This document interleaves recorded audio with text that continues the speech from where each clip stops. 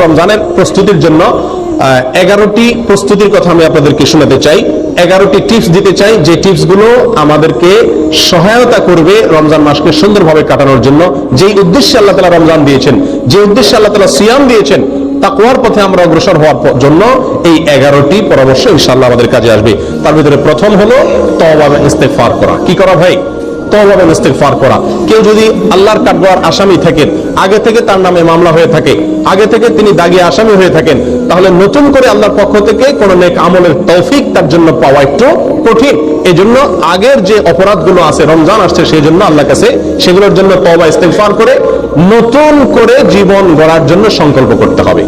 নতুন করে রমজান আসছে, আমাকে নতুন ভাবে ঘুরে দাঁড়াতে হবে, সেজন্য পিছনের সমস্ত খাতা মুছে ফেলতে হবে, পেছনের সমস্ত গুনাহ খাতার জন্য আল্লাহর কাছে মাপ চাইতে হবে, নতুন জীবন গড়তে হবে, জীবনে মোড় ঘুরাইতে হবে, তওবা এবং ইস্তেগফার করতে হবে। করবো তো ইনশাআল্লাহ? এখন থেকে তওবা এবং ইস্তেগফার করে রমজানের জন্য আমরা প্রস্তুতি গ্রহণ করবো ইনশাআল্লাহ। এটা হলো রমজানের প্রথম প্রস্তুতি, তওবা ইস্তেগফার, ফিরে আসা, অন্যায় কাছ থেকে এখন থেকে ফিরে আসতে শুরু করা এবং আল্লাহর কাছে মাপ চাওয়া।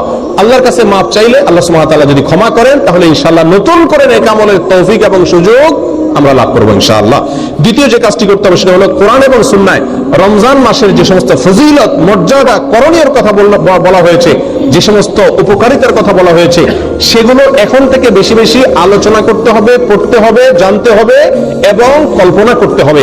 মাথায় বারবার রিমাইন্ড করতে হবে যে রমজান কিন্তু আসছে, জানো হে আমার প্রবৃত্তি, নিজকে নিজে বলতে হবে যে যে রমজান আসছে সেই রমজান আমার জান্নাতে যাওয়ার সুযোগ, সেই রমজান আল্লাহকে সবচেয়ে বেশি সন্তুষ্ট করার সর্বোত্তম উপায়, এই রমজান জান্নাতের বিশেষ গেট দিয়ে প্রবেশের এক সুবর্ণ সুযোগ, এই রমজান আমার পূর্বের সব গুনাহ খাতাকে মাফ করার উপায়, এই রমজান আমার জীবনকে পরিবর্তন করার উপায়, এই রমজান শয়তানের সঙ্গে যে আমার কুস্তি চলে, লড়াই চলে, সে আমাকে অন্যায় করাতে চায়, আমি ভালো থাকতে চাই, সেই লড়াইয়ে আমার জেতার সুযোগ, কারণ আল্লাহ শয়তানকে এই মাসে বেঁধে রাখেন, আমার সুযোগ এই মাসে আমি তাকে হারিয়ে জান্নাতি হওয়ার সুযোগ পেতে পারি।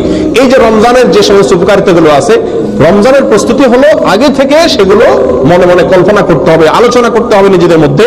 তাহলে কি হবে? রমজানের জন্য আমরা মানসিকভাবে কি হব? প্রস্তুত হতে পারবো ইনশাআল্লাহ।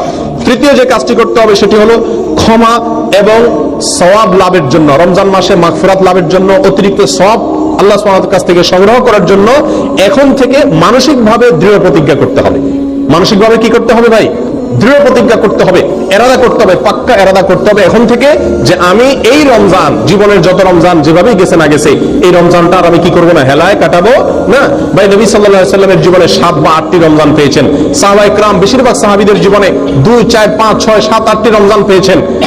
আমরা এক একজন আলহামদুলিল্লাহ জন্মসূত্রে মুসলিম, আমরা আলহামদুলিল্লাহ প্রাপ্তবয়স্ক হওয়া থেকে মৃত্যু পর্যন্ত রমজান পাচ্ছি, 30-40 বার জীবনে রমজান পাচ্ছি।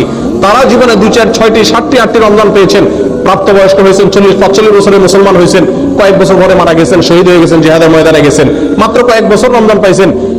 রমজান রোজা ফরজ হয়েছে যখন, তারপর নবী সাল্লাল্লাহু আলাইহি ওয়াসাল্লাম মাত্র 7-8 বছর বেঁচে ছিলেন। তাহলে অল্প কয়েকটা রমজান পেয়েছেন, কিন্তু সেগুলোকে এত সুন্দর ব্যবহার করেছেন যে তাদের জীবনে তারা সফল হয়ে গেছেন। প্রিয় বন্ধুগণ, আমরা 30-40টা রমজান পাইও সেগুলোকে সফলভাবে কাটাতে পারি না। এর অন্যতম একটা কারণ হলো এটার জন্য আমাদের পূর্ব প্রস্তুতিটা ভালোভাবে থাকে না। অতএব প্রিয় বন্ধুগণ, রমজানের তৃতীয় প্রস্তুতি হলো আল্লাহর পক্ষ থেকে এই মাসের খায়ের, বরকত, ক্ষমা, মাগফিরাত এগুলো পাওয়ার জন্য মানসিকভাবে দৃঢ়ভাবে কি করতে হবে? পাক্কা ইচ্ছা এবং প্রতিজ্ঞা করতে হবে যে না, এই রমজানে আমার টাকা আসুক আর না আসুক, ব্যবসা হোক আর না হোক, অন্য কোনো দিক থেকে লাভ বা ক্ষতি